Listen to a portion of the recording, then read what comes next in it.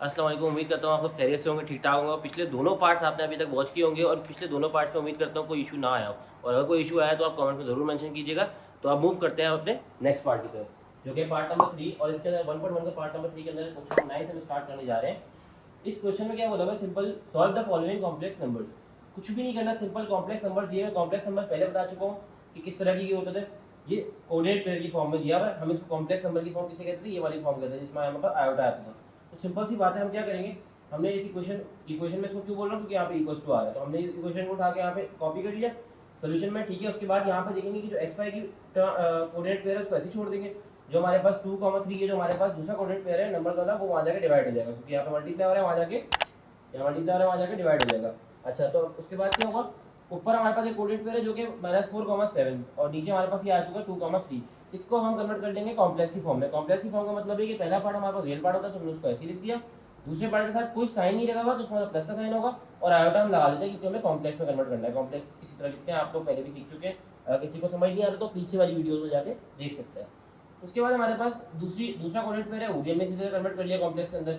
अच्छा, अब हम क्या करेंगे, अब हमारे पास, मैंने पहले भी एक बार बताई थी कि जब हमारे पास आयोटा आ रहा होता है डिनोमिनेटर के अंदर, तो हमें इसको कॉन्जुगेट से मल्टीप्लाई डिवाइड करना होता है ताकि हम आयोटा को डिनोमिनेटर से रिमूव कर सकें।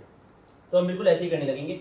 हम कॉन्जुगेट कैसे लिखते थे, बेसिकली हम ये जो वैल्यू हमारी है इसी वैल्यू से मल्टीप्लाई डिवाइड कराएंगे, उसको हम कॉन्जुगेट कहते हैं, जो कि इसी वैल्यू को बस साइन चेंज कर देते हैं इमेजिनरी पार्ट का। ये बात पहले ही बता चुका हूँ, तो जस्ट उसी को दोबारा से करना है, मल्टीप्लाई डिवाइड बाय कॉन्जुगेट। तो हमने क्या किया, सिंपल सी बात है, हमने ये ऐसे लिख दिया, इक्वल टू लगा दिया, ये चीज़ ऐसी कॉपी कर दी, मल्टीप्लाई और डिवाइड करा दिया इसके साइन चेंज करके, इमेजिनरी पार्ट को ना, इसके इमेजिनरी पार्ट का साइन चेंज करके मल्टीप्लाई डिवाइड करा दिया। तो हुआ क्या, ये दोनों मल्टीप्लाई हो जाएंगे, ये दोनों मल्टीप्लाई हो जाएंगे। जब ये दोनों मल्टीप्लाई होंगे तो एक फॉर्मूला लग रहा है। कौन सा फॉर्मूला लग रहा है, आप लोगों को पता ही है, ए प्लस बी, ए माइनस बी बराबर होता है ए स्क्वायर माइनस बी स्क्वायर के।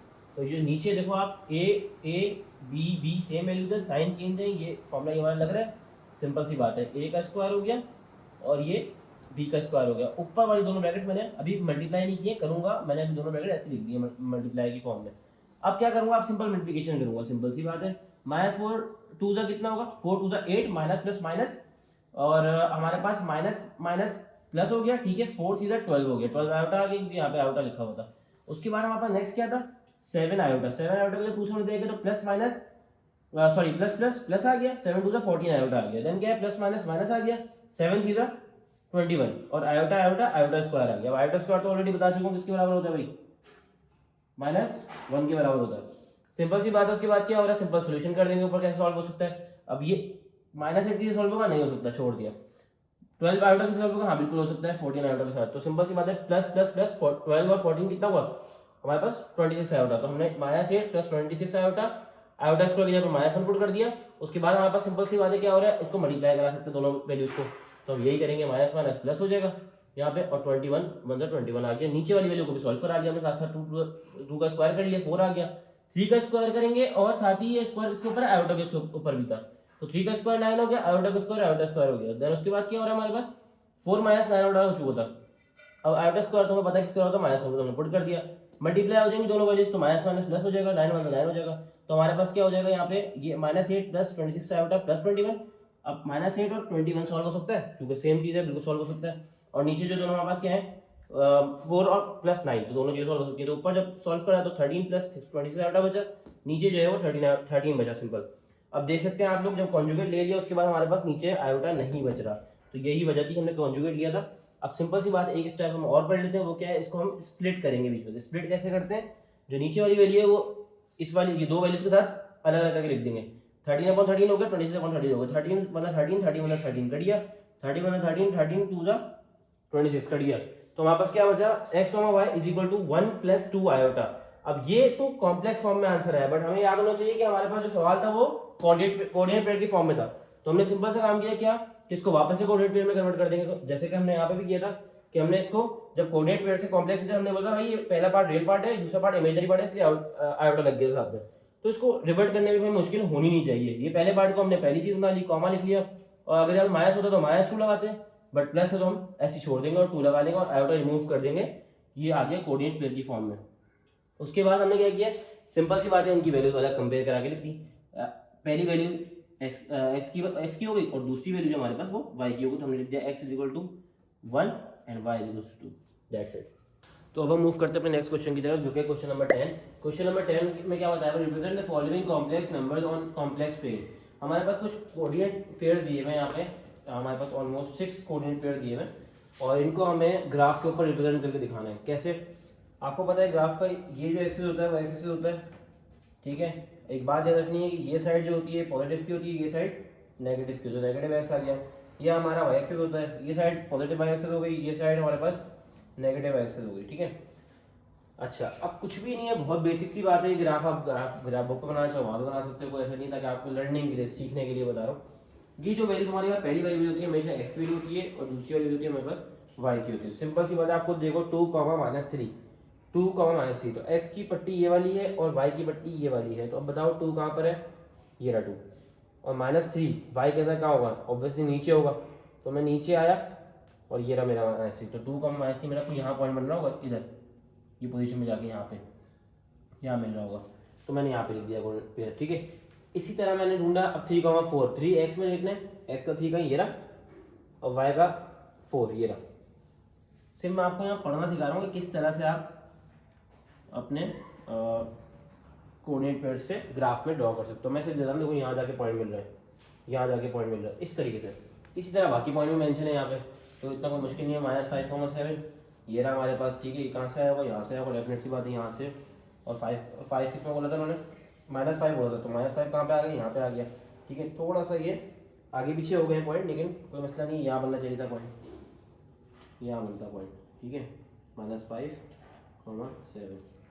अच्छा, और हमारे पास क्या था इसमें, -6, -2 है, और -6, -2 कहाँ बनेगा, -6 हमारे पास एक्स का है तो ये रहा, और -2 कहाँ पे हमारे पास वाई का, नीचे आ जाएंगे, ये रहा, देखो इस तरीके से। ये लाइंस बनाने की जरूरत नहीं है, बस बताने की समझा रहा था मैं किस तरह से। बाकी 0,6 और -5,0 आप खुद इसमें फिगर आउट करके बनाने की कोशिश करो।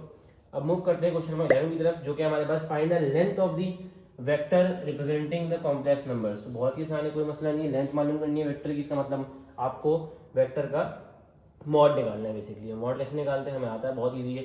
ये हमारे पास कॉम्प्लेक्स नंबर दिया हुआ है, ठीक है, -5 + 2 आया होता है, ये रियल नंबर है, ये इमेजिनरी पार्ट होता है, पता नहीं तो फिर हमने इसको सपोज कर लिया, लेट कर लिया z के बराबर, या कोई भी वेरिएबल ले सकते हैं, y, x जो भी ले सकते हैं। तो हमने लेट z = a कर दिया, हमने इसका मॉड ले लिया। मॉड मतलब z और 2 बार लगा दी। जब भी हम z या कोई भी वेरिएबल लेके 2 बार लगा देंगे, इसका मतलब हम कह रहे हैं इसका मॉड निकालने जा रहे हैं। मॉड निकालने का मतलब ये होता है कि जो भी इसकी वैल्यू है कॉम्प्लेक्स की, -5 + 2 आया होता है, इसका भी स्क्वायर कर देंगे और इसका भी स्क्वायर कर देंगे, और उसके ऊपर होल का रूट आ जाएगा हमारे पास। क्या आ जाएगा, रूट आ जाएगा। तो देखो हमने कुछ ऐसे ही काम किया है, इसका स्क्वायर कर दिया और यहाँ पे रूट आ गया। देखो कुछ ये काम किया था। अच्छा, एक चीज़ का ख्याल रखना कि भाई आयोटा मत लगा देना यहाँ पे गलती से। अच्छा, क्योंकि हम सिर्फ इसके कोफिशिएंट्स को उठा रहे होते हैं, ठीक है। कोफिशिएंट इसका उठाएंगे, इसका तो एक तो कोई कोफिशिएंट का चक्कर ही नहीं है, कांस्टेंट ही होता है इसके अंदर। तो -5 पे जब स्क्वायर करेंगे, याद रखना एक बात, मॉड की जो हमेशा वैल्यू आती है वो हमेशा पॉजिटिव ही आती है, एब्सोल्यूट वैल्यू आती है, ठीक है। -5 का स्क्वायर किया 25 आ गया, 2 4 आ गया, ठीक है। 25 + 4 कर दिया 29 आ गया, रूट के अंदर 29 आ गया। ये हमारे पास क्या निकल के आ गया, लेंथ निकल के आ गई वेक्टर की कॉम्प्लेक्स नंबर को रिप्रेजेंट जो कर रही होगी, ठीक है। अब हमारा पार्ट 4 दिया हुआ है, पार्ट 4 में भी कोई ऐसा मस्ती वाली बात नहीं थी। 1 + √3 आया दिया था, 0.2 दिया हुआ था, इसको हमने स्प्लिट कर दिया। स्प्लिट करने का मतलब क्या होता है आपको पता ही है कि 1/2 अलग कर दूंगा और √3/2 आयोटा अलग कर दूंगा। तो मैंने उसको पूरी को लेट कर लिया z के बराबर। उसके बाद मेरा ये रियल पार्ट मतलब a वैल्यू हो गई, और ये हमारे पास जो इसका b वैल्यू हो गई। तो हमने क्या बोला था कि जो a वैल्यू का स्क्वायर कर देते हैं फॉर्मूले में, ये बेसिकली यही फॉर्मूला होता है। अगर चाहें तो आप लोग लिख लेना कि a का स्क्वायर b का स्क्वायर रूट = जो भी चीज़ का आप मॉड लेने जा रहे हो, ठीक है। तो हमने यही करा, ये हमारा a हो गया, ये हमारा b हो गया। जो कोफिशिएंट है आयोटा नहीं आएगा, फिर बता रहा हूँ। इसको स्क्वायर कर दिया, स्क्वायर करेंगे तो ऑटोमेटिकली 1 का स्क्वायर 1 आ गया, 2 का स्क्वायर 4 आ गया, प्लस आ गया, रूट स्क्वायर से रूट कट जाता है, ठीक है। तो ये 3 बचा, ये स्क्वायर है पता है, इसके ऊपर भी था, नीचे वाले के ऊपर, तो 4 आ गया। अब ये हमारे पास क्या हो गया, फ्रैक्शन में दो वैल्यूज आ गई, इन दोनों का एलसीएम ले लेंगे, तो दोनों का एलसीएम क्या है, सेम आ रहा है नीचे वैल्यू, तो 4 आ गया। ऊपर वाली चीज़ों को प्लस करा दिया, सिंपल सी बात है। 1 + 3 4 हो गया, 4 1 4 4 4 हो गया, 1 का रूट लेंगे तो वही आंसर आएगा। सॉरी, तो z मॉड जो निकला हमारे पास वो 1 निकला। तो दैट्स इट फॉर टुडे। तो उम्मीद करता हूँ कि आप लोगों को अभी तक का जो भी हमने कंटेंट कवर किया है, स्पेशली ये जो 1.1 एक्सरसाइज जो कि काफ़ी लेंदी एक्सरसाइज को हमने स्प्लिट किया है 3 पार्ट्स के अंदर। पहला पार्ट हमने काफ़ी पहले डाल दिया था वीडियोस की, फिर पार्ट 2 की डाली और अब हमने पार्ट 3 भी इसमें शूट कर लिया है। तो मैं उम्मीद करता हूँ अगर आप लोगों को कोई भी प्रॉब्लम इसके अंदर होती है तो आप लोग कमेंट्स में ज़रूर मेंशन कीजिएगा, अपना फीडबैक भी बताइएगा और हमारी वीडियोस को लाइक करें, शेयर करें, सब्सक्राइब करें चैनल को और अपने दोस्तों में शेयर ज़रूर कीजिएगा। जज़ाकल्लाह, अल्लाह हाफ़िज़।